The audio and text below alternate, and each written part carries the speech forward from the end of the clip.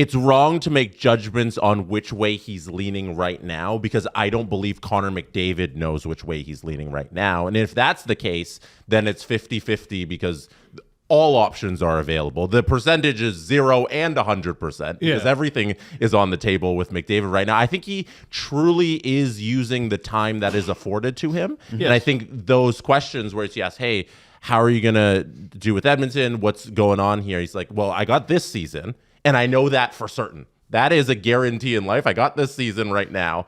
So going beyond that is a question mark for him and the team and the organization. I think everybody who's not a future teller and has a time machine, you know? So I don't think he knows.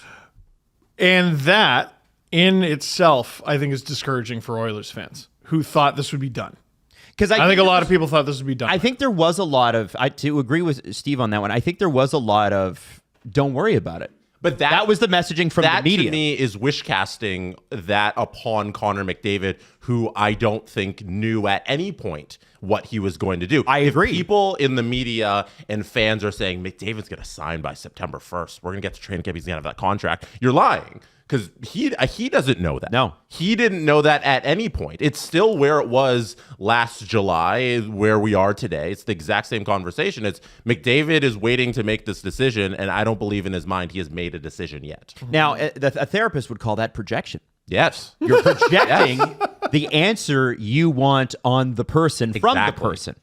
And so I am, at least at this point, and listen, if I were to handicap it, I think that overwhelming majority as of September 17th, when this is recording, would say, yeah, probably staying, but he's leaving the door open. But as we keep telling you, okay, every single day that this goes on, the door gets slightly wider, slightly wider, slightly wider. The noise will pick up on this. And, you know, one thing I want to run through, guys, I'm going to do something really unfair, but I'm going to do it. Do it.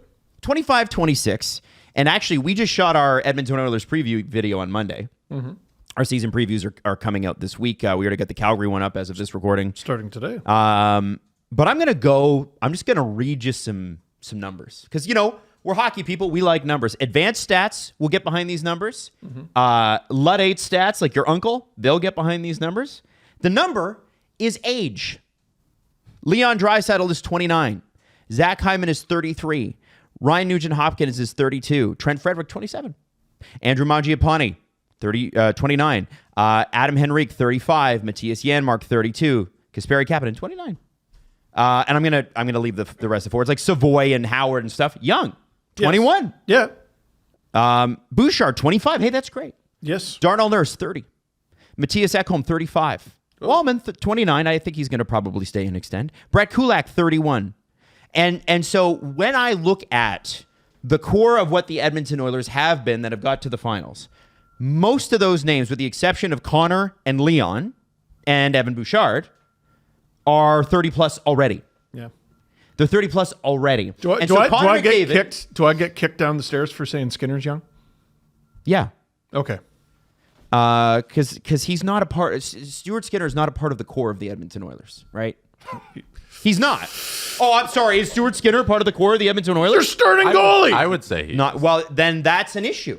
That would be the first thing I think Connor McDavid is challenging the organization on.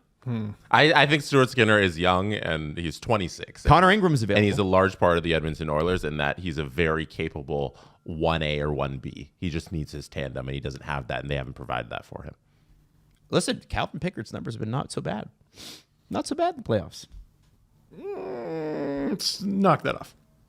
But again, you see my point. Yes. Which is, okay, even if he is a 1B, that's what we're bringing to Bobrovsky party? Yeah. Are you kidding me? Yeah. Like, okay, fine. All right, you got through, I forget who they played in the first. Who did they play in the first round? Kings. How could you possibly? Yeah, of course, you're you right. You could have said that the last 4 years and been right. Yeah. I didn't even watch them get a blind guess. Kings. Yeah. Who's it going to be this year? I don't know. Probably the Kings. They got through Kemper, had a good bounce back here. Nominated for the Vezina. Aiden Hill, who hasn't quite looked the same since they won the Cup. Third round, which you did. Oh, Ottinger. Ottinger, good goalie. Damn. But it was his fault, according to the head coach. Right. And then Bobrovsky.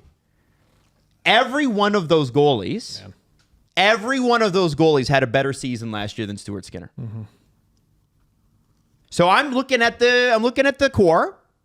Most of them are 32, 33. A couple of people are not. And I grant you, one of them is Evan Bouchard, who's phenomenal. Mm-hmm. Okay? Mm-hmm. And I'm looking at this, and I'm going, Connor McDavid, he could re-sign for sure. I don't see long-term. I go back to, if he re-signs, 2 years, 3 years. Could even do one. Like, I could say. Well, sure. So when we were recording the Oilers preview, I know a lot of people, I feel like the vibe is very down on them. It shouldn't be. The mood is down on them because of the way it ended, because of the way they did nothing in net and are kind of like bullish. Well, they were bullish at the trade deadline about it. They did get, and listen, what they would sit here and tell you is, hey, Steve, we got to Game 6 of the Stanley Cup Final. You sure did. You want to win 2 more of those, or? Well, we didn't have Zach. No? Still no? Okay. So you've been to back-to-back Stanley Cup playoffs, Stanley Cup Finals. Mm-hmm. So you know what 2 months of hockey does to a person. There's a real good chance you're down. Okay, maybe it's not Zach Hyman this year. Maybe it's Nuge. Mm-hmm. Maybe it's Connor. Maybe it's Leon. Well, maybe it's Evan. Here's a way to look at it. You have no idea. You've played 13 Stanley Cup games in the last 2 years, and that's really great. Yes. You've won 5 of them. Man, like, do you want to win or not? Like, and a lot of people would argue you're an adequate goalie away from doing just I would argue that. Yeah. I would be chief among the arguers of that. But, sorry, I started that to say I think they might actually be better than last year. This might be the best team that they've iced out of the 3 years. I agree with that because the chances of them repeating the last 2 Octobers this October, I think, are pretty slim. Even if they do, I mean, we know it doesn't bloody matter. To me, one of the biggest wild cards in the entire league, just because of the importance to his organization, is Isaac Howard. If Isaac Howard is the player that we all think he can potentially be for the Oilers, if he turns into a bang, 25-goal guy out the gate, which is a lot to ask for a rookie, but it's possible if he's put in the right position. If he's that out the gate, they are winning the division. They are winning the conference. They got a real good chance at winning a Stanley Cup here. They didn't lose a ton, gained some. They could win. That, to me, should be, like, at some point, I've said this a few times, Connor said what he said, and it's over. And you got to concentrate on the season in front of you. And if you're a player, that's true. But for everybody else, that's not true. Well, you're going to cheer for a first-place team and feel bad about it the whole time? The Leafs did last year. We had a first-place divisional team the entire year. I don't think people felt bad about it the whole time. I think people... Well, okay, you're right. That's fair. People did a very good job, I think, of ignoring the Marner stuff with a couple hiccups. I think because we'd already been down that road. Yes. Oilers have not. Not with this group. Not with this group. Not really. Yeah. I think fans, for the most part, were pretty good at ignoring it, keeping it bottled. And then the moment it was absolutely time to worry about it, all those mental gymnastics that we did to get through the winter and the spring exploded. Jess, what do you think if you could give Connor McDavid truth serum and you could sit in a room with him? What do you think his hang up here is? Because, yes, he's going to think about it. There's time to think about it, whatever. That means if there's time to think about it, he's thinking about other places to play. Mm-hmm. Totally. Right? Which is fair. What would you say is his hang up with the Oilers? What do you think? Yeah, no, I don't think you were far off at all with pointing out the flaws in the roster. I think when you look at it and you look at the seasons to come, there isn't room for error here anymore with the Edmonton Oilers. Like, teams, we forget the teams that don't win, and the San Jose Sharks, like, a peak among them of that era. You only have so many kicks at the can when you're a really good team. The Blues for a long, yeah, but they got it done, right? In 2019, but like, How many? Everyone thought like they dominated for like a decade.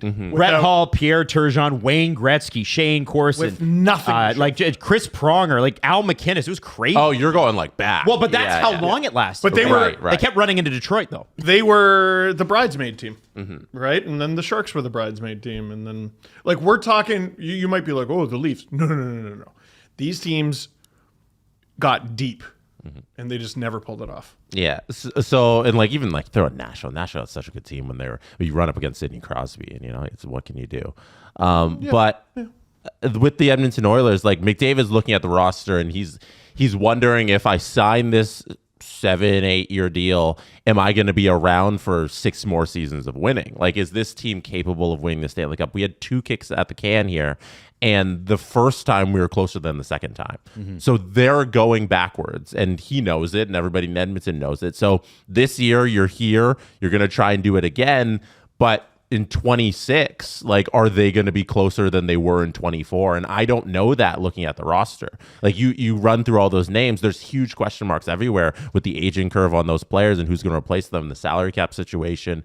It's not pretty in Edmonton. Like, it's not an enviable situation to try and build this team as a Stanley Cup contender year in and year out. And with McDavid's number on the books, it only gets tougher. So he's got to be weighing, is this team going to win in 3 years? What's their cap space look like? Or what's they have like none. Cap situation? It's $225. Oh, I mean, that's more than that's I roughly thought. my monthly salary. So Honestly, Oh, you thought it was more? I you thought it was thought- less than $200,000? I thought they'd be dipping into LTIR. yeah. The fact they have any is surprising to me. So You can't even sign a player for that. So what do they have on their roster right now? Like, how many forwards? How many D? Like, are They they have a full roster. full? They got a roster, yeah. they're full. Right, but what I mean by full, like even spares. Oh, okay, they got 3 spares. This is who's in their training camp roster. Oh, right. Yeah. Holy mackerel. Yeah, I guess this is what They're everyone's good. roster Like, looks I don't think we're concerned this is about a good them team. adding anybody. It's just a matter of the collection of players now and the collection of players next year. How long do they have it? That's what McDavid has to think about right now. Like, And this season he's there. What about next year? Because I'm going to sign to play there next year. Is that next year team also going to win the Stanley Cup? I think it's cool that they got Isaac Howard. I think it's cool they got Matthew Savoy. Oliver Hudson, by the way, you should not ignore. Pod Colson seems to have found a home there. Kasperi Kapanen had a renaissance playoff. Good for him. We're happy for him. Couldn't believe it. Let me ask you this. How important and how different might this look? And I'm not saying it would change anything completely. How important was August 2024? How much different does this roster look with Holloway and Broberg still on it? I mean, incredibly different because those guys make $7 million combined or something like that. Like, do you need to go out and get Mangiapane if you've got Holloway? Do you, and I would think, no disrespect to Ty Emberson or Troy Stetcher or even Brett Kulak, but I would say that Broberg fits that group a lot better. Well, here's what mismanaging your cap does to a team. After a full season, after those offer sheets, we now know that Dylan Holloway and Philip Broberg are not just worth the offer sheets they signed, they are Better on crazy discounts. Yep. Holloway for less than $3 million, psychotic. It's 2.2. At 60 2.2. It's ridiculous. and depth scoring 60 points. Yeah. Jeff Jackson didn't know what he had. I guess yeah. not. You needed to just sign those players and move forward and move on. And he thought, like, oh, I'm going to lose them. It's okay. I don't want to pay him. It'll be fine. I can fill in those gaps. But he didn't realize that these guys are going to be really useful pieces. Right. So that, and they're young too. That screwed them bad. Yeah. Now, despite that, they still made it. Yeah. And they all were the way great. to the Cup final. And they're a great team. Broberg also, like, his deal's expiring at the end of this season. Still an RFA. It's not even like you're going to lose him to free agency or anything. You would still have him under control. Yeah. Like there's if you nitpick along the lines of the McDavid era in Edmonton, there's a lot of mismanagement there. And I think we pay closer attention to those little nitpicks than we do with other teams, because it's like how we talk about Crosby and, like, okay, you're the Penguins, but you are also the stewards for an all-time legend. Mm-hmm. And believe it or not, people are actually sort of rooting for you. But like even people who don't root for you are rooting for you, because it's not necessarily because I want the Penguins to win, but it would be nice to see them win because of the legacy of Sidney Crosby. I think a lot of people feel the same way about the Edmonton Oilers and Connor McDavid. Yep. There was a part of hockey history that was made whole when Alex Ovechkin won his Stanley Cup in 2018. Yep. It was a wrong that was righted almost. Imagine last year he breaks Gretzky's record, doesn't have a cup. Mm-hmm. It's not as sweet. And at the end of his career, we're talking about the all-time leading goal scorer never won a cup. It's wrong. No, the majority of hockey fans want to see McDavid lift the Stanley Cup one day just for the legacy of the game. It would mean something, and I think he is one of the best players we have, and he deserves to be on top of that mantle at some point. And he knows that. And he knows it, and that's what he's chasing. And Steve, we talk about a lot the Leafs era and how like their final flaw wasn't like the end of it and the Mitch and all that stuff. It comes like years earlier, and like the 2019 season, you should have blown it up then. Should never given Mitch the no trade clause. Like there's things that led to the dominoes that lead to the Leafs losing. And with the McDavid era, I look at when Draisaitl made that 8.25 contract that just is up this past season, and Connor was on the 12.5, and how if you're a GM and you have two of the best players in the game, if you go two of the top three in the game under beautiful contracts, that was your window to win. Mm-hmm. And now that they're trying to get it done now, I'm like, maybe those are the dominoes and how we'll look back on the McDavid era. And it's like, you should have won then. Like, that was your time when you had those sweet contracts. And it's not about winning now in 25. You already missed your window. When Ken Holland said, we can't do it every year. Oh my God!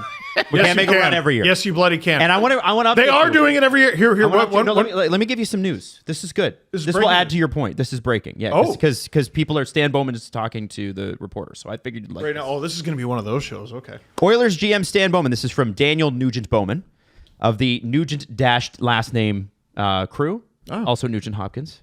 Oilers GM Stan Bowman says he is not looking to sign goalie Carter Hart. He likes where Stuart Skinner is at. The expectation is that that Skinner will start the season as the number one goalie. And the first comment under it from an Oilers fan is dumbest shit ever. Fuck. Oh my God. Carter Hart doesn't want to play in Canada. No, that was pretty clear. Yeah, I'm not. He's not the only goalie in the world. I'm responding to the person asking that question. Stan Bowman have to respond to that. Like, it was never an option for him to go to Edmonton because Carter Hart doesn't want to go to Edmonton. Yes. So. However, Connor Ingram and the Utah Mammoth, it's come out today, even though it was denied last night, that they are going their separate ways, and it's mutual. So Connor Ingram will not show up to camp. That was announced today. They're going to try to find him a new home.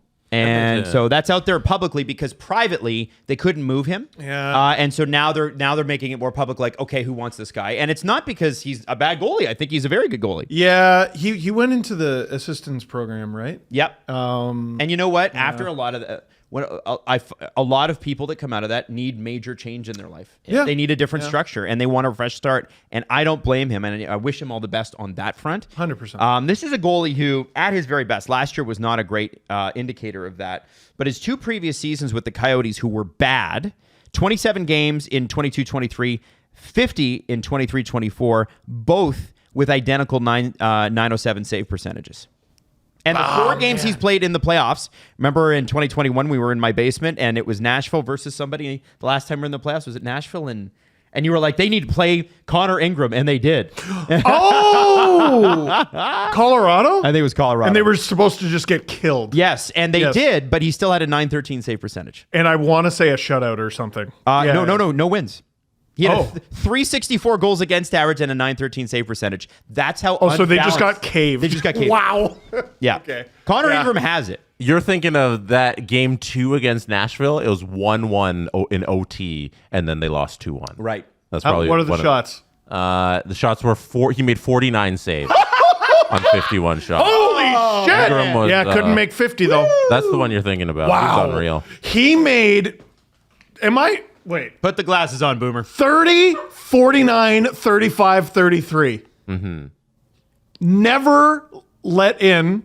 Wait, so Hold on. He made 32 saves. No, 32. Oh, that's the shots. Okay, never mind. man, Hold on. So he made 30 saves. Oh, because he came in relief in the first game. They lost 7-2, and he played parts of he made 30 saves in relief. Fuck. it. The other guy allowed A lot. Oh my 5 real god. quick. He played 44 minutes. It's almost a full game. Oh my god. They shouldn't have shown up to the buildings. Yep. Oh, Yep. poor Connor. That was a tough series for That's Nashville. Yeah. Hey, and that I believe was their last appearance in the. No, it wasn't. No, No, Canucks. Vancouver. That's right. Wow. The boringest series ever. Anyway, real good goalie. Last year Needed help. needed help. Got it. Got it. You never know how a player comes out of an experience like that, right? But I'm cheering for him. I want him to land somewhere, and like this is with as it pertains to the Oilers. It was last year, or the year before. We were like, there's just no goalies. There's goalies now. Yeah. There's goalies who Funny are how available. that swings because last year there wasn't Yes. many, but the swings are big on that. Like the goaltending market, it's either like feast or famine, right? There are 2 teams with 3 multi-million-dollar goalies. Yep. That's weird, and they're rebuilding. And none of them are Detroit, which is wild. Last Yeah, year, give it time. give it time. No, but they made a deal with Detroit to get one of them, True. right? Like, but here's the problem. You have The to have a Oilers- management group that believes they need it. Believes they need it, but the Oilers don't have the space to even take those swings. Well, I remember the first round last year, and the Oilers did play the Kings. I remember that now. Mm-hmm. Going into Game 4 or after Game 4, and if you include the previous 2 or 3 regular seasons games against LA, there wasn't a single game over a 7-game stretch where the Oilers had allowed less than 4 goals against Los That's Angeles. crazy. And they won that series. Yeah. But you remember games 1 and games 2, it was 6 this and 6 that. And Oh, they blew it. Yeah, and LA blew it. Yeah. But that was that. I'm sorry, you can't tell me that's not a problem. Yeah. No, it's an enormous problem. And my favorite quote last year is one word, and the context is, are you getting a goaltender at the trade deadline? And it's Stan Bowman saying no. F you. Like it It wasn't F you. He I did don't say know if no. it was that. he said F you. No, like No, it was one word. I think I'm higher on I'm higher on Stuart like Skinner. Steve's quote. Yeah, he said F you. Start attributing things to Stan Bowman. Yeah. The moon landing never happened. You miss 100% of the shots you don't take. Just Stan create those Bowman. Twitter graphics. you know? Yeah. Put Stan Bowman's face on it. Yeah. Pickard wins a ton of games. Seems like a great guy. But man, watching him last year, I'm like, okay. Listen, He's doing his best, which is a compliment. Someone else in that role, though, for God's sake. Hey, listen, you're talking about a general manager who won his first Stanley Cup with Antti Niemi in net. I think that he doesn't, and Corey Crawford was a good goalie. No, I think. Was Bowman the GM for. Oh, yes, he very famously was. Yes. Never mind. Yes. Yes. Niemi. Niemi was in net. And then everybody's like, wow, Antti Niemi won a cup. And then they got him out of town, and his career sputtered after. He got offers you. Oh, yeah. Corey Crawford, good goalie. I wouldn't say the greatest goalie of all time, but I think Chicago fans love Corey Crawford. He was real solid. He was real solid. But I don't think Stan Bowman, based on his history, is the kind of guy that believes you got to go do what Florida did and pay $10 million for a goalie. Well, that decision looked kind of stupid for a few years. It did. Oh, yeah. Well, it looked for a bit like Spencer Knight and Alex Lyon were going to take the net from him. Uh-huh. So, but my point is, if you look at Stan's history, I'm not really surprised. And so we shall see how it goes. The lesson should be goaltending is very important. You had Corey Crawford. Can I attempt to answer or find a solution for one of the things you addressed there, Steve? Okay. In that they don't have the room to make these deals and acquire these players and be creative. Is the room not filled up by a $9.25 million defenseman who is not worth that price? When we were talking about the original sins of this team, Yes. what I was going to say is, like the Leafs, they thought the cap was going to go up, and it didn't, and they got boned in that regard. However, what made you think Darnell Nurse makes more than Cale Makar? Cale Makar! They signed their deal, I want to say, around the same time. Cale Makar. There were, I want to say, who were all the guys who signed their deals around that time? It was Makar. I think it was McAvoy. There were all these guys signing in and around $9 million, and you thought Nurse was one of them? No! Like, he's... Every now and then he decides he's Bobby Orr and like can give you a highlight. Yep. He tries hard. That goal that he scored in the playoffs with the steam coming out of his ears. Perfect pick. That's so badass. I'm not saying he's dog shit. That's He's 9-2-5. I never want that to be the conversation with Darnell Nurse because he's not a bad defenseman. He's just not worth that price. And to make it even worse, your Cale Makar comparison's perfect because Cale Makar signed his deal, which is $9 million, on July 24th, 2021. July 24th, 2021. Darnell Nurse signed his extension, which is more than Cale Makar. It's $9.25 million. On August 4th, 2021. Oh, Jesus. They decided just a few weeks later that he deserved this contract that is more than Cale Makar. They watched other teams, right? That's Ken Holland who made that deal. And that's like, I feel like the original sins of the Edmonton Oilers, this has got to be one of the big ones. You know what, Jess? I can see why it happened. Because Ken Holland would look at Cale Makar and go, yeah, but he's not tough. He's not a big body. He doesn't stop. He would not refer to it as zone entries. But like, look at the signings he made this offseason. Right? You look, especially on defense. Cody Ceci values a big body who's a bit slow, doesn't do a whole lot on the offensive side of the puck. Nurse does a lot more on the offensive side of the puck than Ceci, but that is what Ken Holland likes. He signed Darnell Nurse Yep. to more than Cale Makar.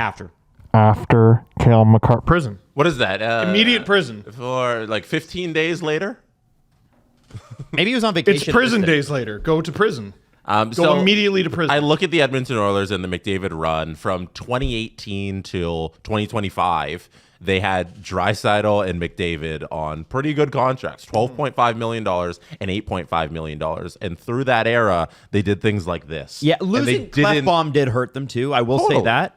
And the Holland trade for Ekholm. Every damn team goes through adversity. Yeah, they didn't fill in the gaps. When you have two of the best players in the world, it should be easy to fill in the gaps and provide them with just enough resources to win a Stanley Cup, and they haven't done that. This conversation, early on in this conversation, we talked about the San Jose Sharks of the 2010s. Now that we have some hindsight, do we talk about how close they got or that they didn't win? That we talk about how sad it is that they don't have a cup in San Jose. Right, because you're going to get people going, well, Conference Final 2022 and Stanley Cup Final and Stanley Cup Final. They didn't win. It means dick all. And the fact that they got so close leaves your imagination to wander, well, what could have got them there? You're looking at every part of the team that got to the final and going, well, it got them there and it got them close. Okay, what if it was someone else in any of these spots? Well, and is it unfair? Is it harsh? Sure. But it's the winning business. When Holland got the Ekholm trade done, and it was a good one. Great deal. Yeah. The best of his tenure, probably. Things clicked. Yeah. And I think part of, you take those risks as a general manager. I think when Holland was hired, a lot of people raised their eyebrows, but he sure was an improvement on the previous guy. Yes. They also need to get their coaching situation sorted out. Woodcroft had a quick little run there. The guy before him, who was that guy? Tippett. Dave Tippett was the coach there for a bit. Was it Tippett before Woodcroft? Yes. They've had so much turnover. That's also the thing. And I think part of that is, and we got to point at this a little bit, if we're going to go back this far, is I think the hiring of Bob Nicholson was a bit of a disaster for them. I don't think he put the right people in place.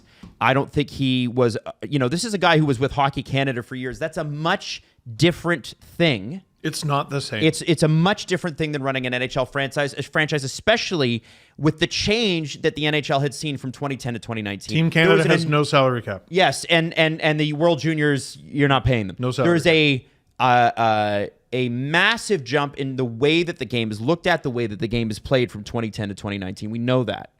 And the Oilers were out there going, yeah, well, fuck that. and that predates Nicholson taking over with Chiarelli in that era, but it also continued. And I think that's how Ken Holland gets hired.